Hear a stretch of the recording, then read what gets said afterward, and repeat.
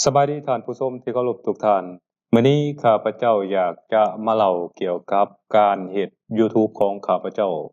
ในระยะผ่านมานั้นข้าพเจ้าได้เปิดช่อง YouTube หรือว่าสร้างช่อง YouTube ขึ้นมาด้วยกันอยู่2ช่อง3ช่องด้วยกันซึ่งช่องที่1นั้นมีชื่อว่า Lao Talk ช่องที่2มีชื่อว่า Lao Talk.v2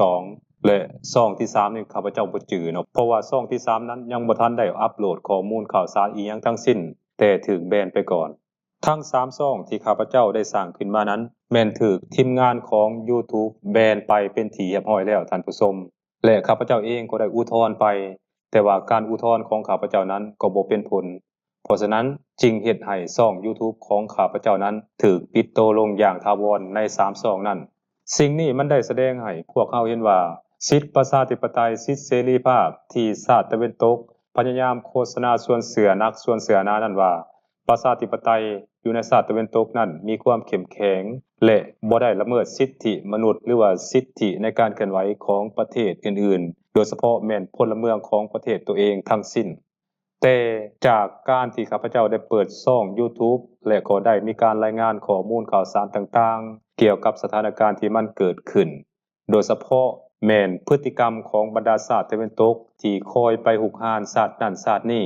ข้าพเจ้าได้นำเอาข้อมูลข่าวสารต่างๆที่ข้าพเจ้าได้พบพ้อและก็ได้เห็น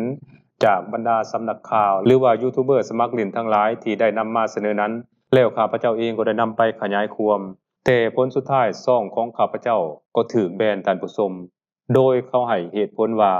ช่อง YouTube ของข้าพเจ้านั้นได้ละเมิดสิทธิหรือว่าได้ละเมิดกฎชุมชนที่พวกเขาเจ้าวางออกนั่นเองท่านผู้ชมแต่ในความเป็นจริงแล้วข้าพเจ้าบ่ได้ละเมิดกฎชุมชนแม้แต่น้อยเดียวเพราะสิ่งที่ข้าพเจ้าได้นำเสนอนั้นบ่ได้มีภาพเกี่ยวกับความรุนแรงการฆ่าฟันรันแทงหรือว่าภาพลามกอนาจารใดๆทั้งสิ้นข้าพเจ้าได้นำเสนอข้อมูลข่าวสารที่มันเกิดขึ้นตามความเป็นจริงโดยเฉพาะแม้สถานการณ์ที่มันเกิดขึ้นอยู่ในตะวันออกกลางสถานการณ์ที่มันเกิดขึ้นระหว่างรัสเซียกับยูเครนและก็สถานการณ์ความขัดแย้งอื่นๆที่นำพาโดยสหรัฐอเมริกาหรือว่าชาติตะวันตกเป็นต้นเหตุนั่นเองท่านผู้ชมเพราะฉะนั้นมันจึงได้แสดงให้พวกเราเห็นว่าคำว่าการเคารพสิทธิประชาธิปไตยการที่เคารพสิทธิเสรีภาพของส่วนบุคคลที่บรรดาชาติตะวันตกอ้างขึ้นมานั้นแม้นบ่มีความจริงท่านผู้ชมขนาดว่าข้าพเจ้าได้รายงานข้อมูลข่าวสารตามความเป็นจริงและข้อมูลข่าวสารที่ข้าพเจ้าได้นำมาเสนอนั้นก็ถูกเผยแพร่ตามสำนักข่าวทั่วไปต่างแต่ว่าข้าพเจ้านั้นบ่ได้รายงานข่าวเอ็นเอียงไปทางพวกเขาว่าง่ายๆก็คือบ่ได้ยืนอยู่ข้างของพวกเขานั่นเองท่านผู้ชมเพราะฉะนั้นจึงเฮ็ดให้ช่องของข้าพเจ้านั้นถูกแบนจากทีมงาน YouTube เพราะ YouTube นั้นก็เป็นผลิตภัณฑ์ของชาติตะวันตกถ้าหากว่าไผรายงานที่ขัดแย้งกับพวกเขาเจ้าหรือว่าขัดแย้งกับจุดประสงค์ของพวกเขาเจ้า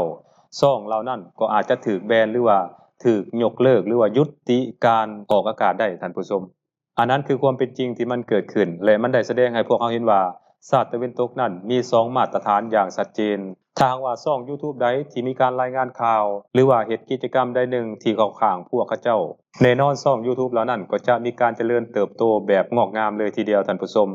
กงกันข้ามกับช่อง YouTube ที่อยู่คนละข้างกับพวกเขานั้นช่อง YouTube เหล่านี้ก็มักจะถูกต่อต้านหรือก้าวไปถึงการปิดตัวลงก็เป็นไปได้ท่านผู้ชมดังที่ช่องของข้าพเจ้าถูกมาแล้วท่านผู้ชมสบายดี